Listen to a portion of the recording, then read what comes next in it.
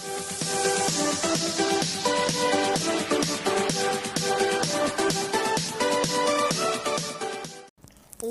is up, guys? It's Sadna Plays Felix and welcome back to another video. And if you guys are wondering where all my hair's gone, I've just been watching a lot of Arsenal lately. My parents suggest that I should stop watching them so my hair can grow back, because it's been really stressful watching them and my hair's been falling off lately. I've got what's it called?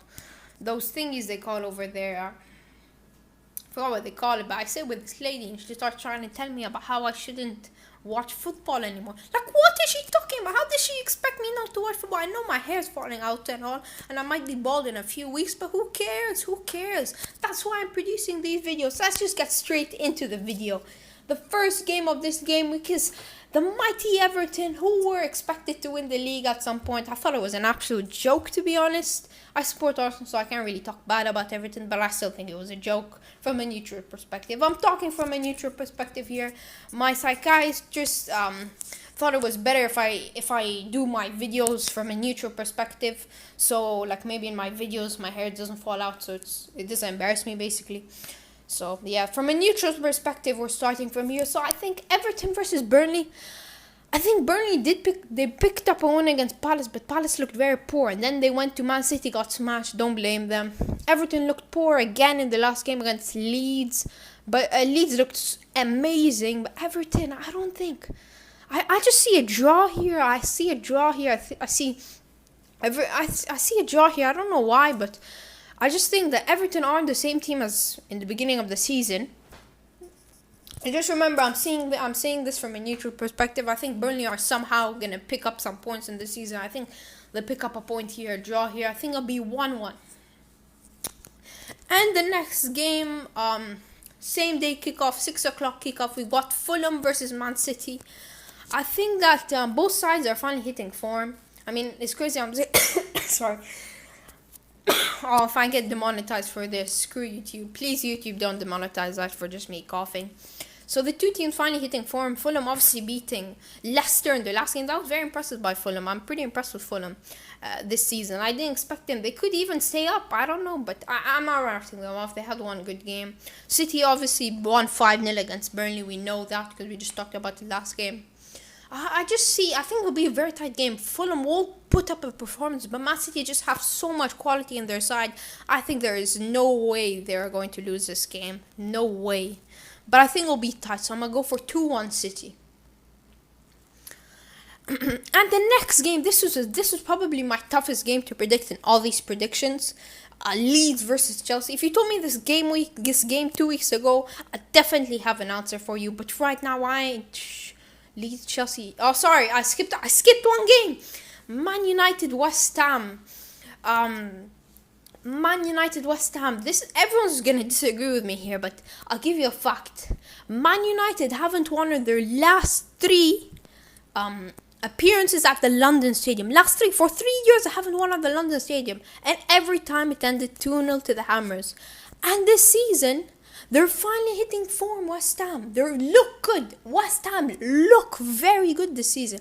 I mean, after that not Newcastle game, starting from that Arsenal game,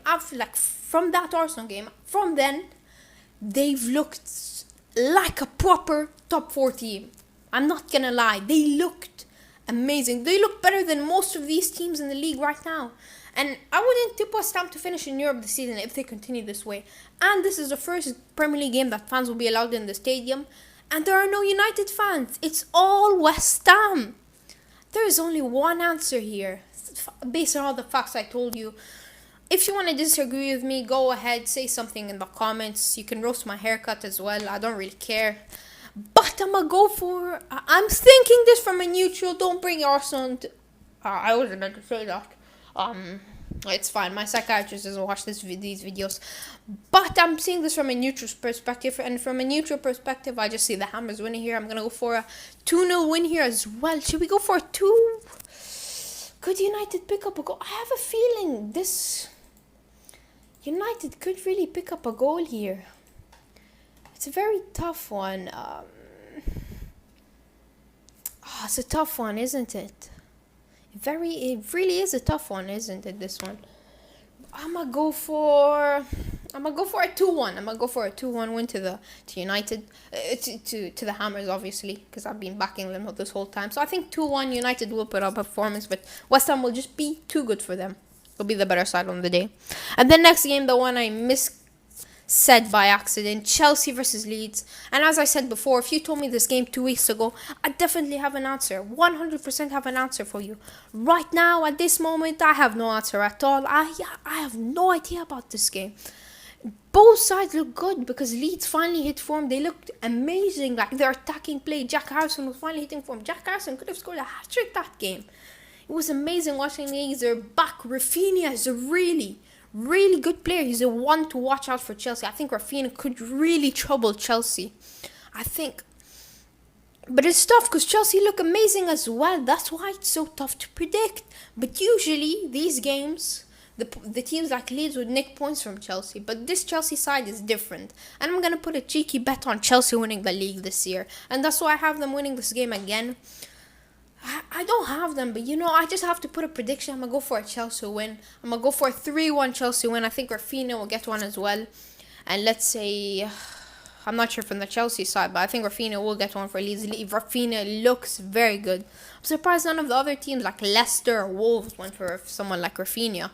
It was very surprising. Or like Newcastle even, they could have gone for him. Or West Ham. West Ham didn't really buy big, but they look good. And the next game, a more less watched game, Crystal Palace versus West Brom. West Brom winning their last game against Sheffield, which is very crucial for them, especially for these small teams. They need to pick up points in games like this. And Crystal Palace lost their last two without their key player, Wilfried Zaha, who sadly picked up... I forgot, I'm not allowed to say that, am I?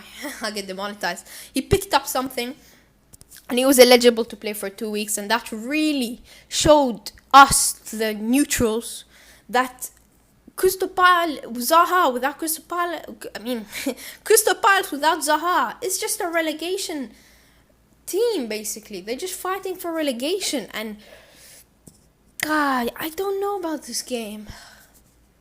West Brom aren't the best either, but I think Zaha is back for this, so it will be a tough one, but I don't think Crystal Palace will have enough to get the win here. I'm going to go for a draw. Let's go for a 1-1 there. And the next game is Sheffield United versus Leicester City. I would say it's not a tough one to predict because both teams aren't on form right now. Leicester obviously looked horrible in their last 2 games, especially from an attacking point.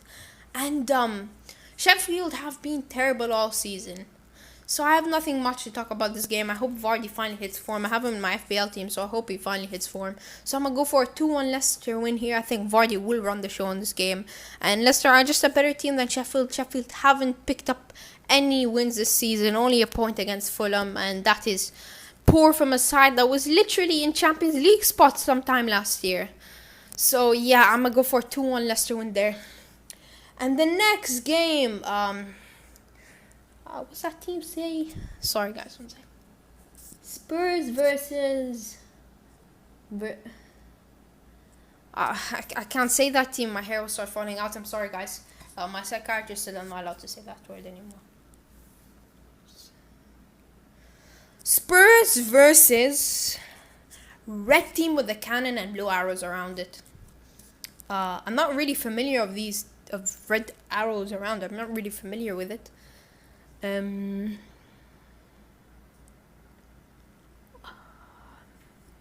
I don't think I can say they're going to win because I'm not familiar with it. I'm going to go for a 1-1 there. And the next game, Liverpool versus Wolves. Another one that's very tough to predict. It's tough because Wolves without Jimenez, I hope Jimenez gets better. I don't want to talk bad about him, but Wolves look very good without Jimenez. Like Neto and Podence really shined last game against Arsenal. They looked amazing. And maybe they can get back to form and get back up the table. They could really do, especially against the Liverpool side that have a lot of injuries. But I don't see Wolves winning here either. I'm going to go for a draw again. I'm going to go for a 1-1 draw again here. And the final kickoff of the week, the last prediction of today, Brighton versus Southampton. This is a very tough one to predict as well. Southampton and Brighton looked very good. Southampton bottled a win against Man United, but they still look good. They have to give them the thing for that. And they're missing their key player, Danny Ings. Maybe when Danny Ings comes, they could be fighting. top 6. Old days, like back old Southampton when like Ronald Koeman is in charge. They had finished 6th last one time. This is a tough one to predict, but I'm just basing this off my fantasy. I have Danny Welbeck in my FPL, so I'm gonna go for a 2-1 Brighton win here. And that is the end of my predictions. If you guys enjoyed this video, please hit that subscribe button. I know I've been kind of raggy with this. I mean, not raggy, but like it's been a tough week. Like losing my hair after that Arsenal loss, going to psychiatrist. I mean, I'm not sure what that's called, but it's been really hard. So if you guys want to help a sad Canon red blue fan, please hit that subscribe button. And that's it for the video. If you guys enjoyed that video, please hit that subscribe button. And yeah, Adnan plays predicts out.